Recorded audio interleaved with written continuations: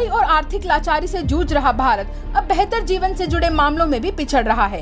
United Nations के 193 देशों की ओर से अपनाए गए 17 सस्टेनेबल डेवलपमेंट गोल्स की ताजा रैंक में भारत 2 स्थान खिसककर 117वें नंबर पर आ गया है।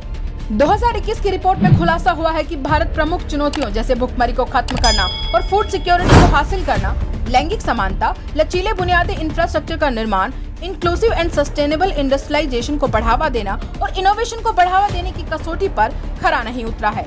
इन्हीं कारणों से भारत भूटान, नेपाल, श्रीलंका और बांग्लादेश जैसे देशों से भी पिछड़ गया है। साल 2015 में सस्टेनेबल डेवलपमेंट समिट हुई, जिनमें से एक लक्ष्य भूख की समाप्ति, खाद्य सुरक्षा, बेहतर स्वास्थ्य और रहन सहन, वहनीय और स्वच्छ ऊर्जा को बढ़ावा देने का था। लेकिन भारत में स्थिति बदलने की जगह और खराब होती चली गई है। वैश्विक भूख सूचकांक के 107 देशों की सूची में भारत 94 पायदान पर है। अपनी नाकामियों और करतूतों का ठीकरा दूसरों के सर फोड़ने में मोदी सरकार ने महारत हासिल कर ली है।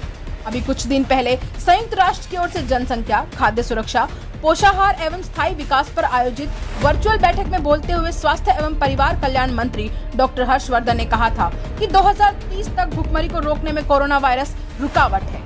सच्चाई इसके उलट है। सबसे बड़ी बात यह है कि मोदी सरकार जब से सत्ता में आई है, भुखमरी की समस्या रोकने के लिए कोई नीति नहीं बना पाई है।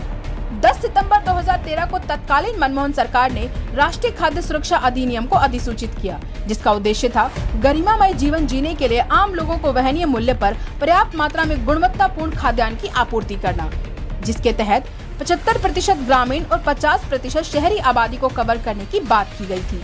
चावल, गेहूं और मोटे अनाज क्रमशः 3 रुपए, 2 रुपए, 1 रुपए प्रति किलो पर उपलब्ध कराए गए। UNDP और OPHI की रिपोर्ट बताती है कि साल 2005 और 6 से साल 2015 और 16 के बीच 27 करोड़ से ज्यादा लोग गरीबी के कुचक्र से बाहर निकले। इनमें सबसे बड़ा हाथ तत्कालीन कांग्रेस सरकार की जनहितैषी नीतियों का ही रहा है। लेकिन 2014 में केंद्र में मोदी सरकार बनने के बाद स्थिति लगातार बदतर होती चली गई। इसके पीछे कारण मोदी सरकार की लापरवाही और गैर जिम्मेदाराना रवैया ही है।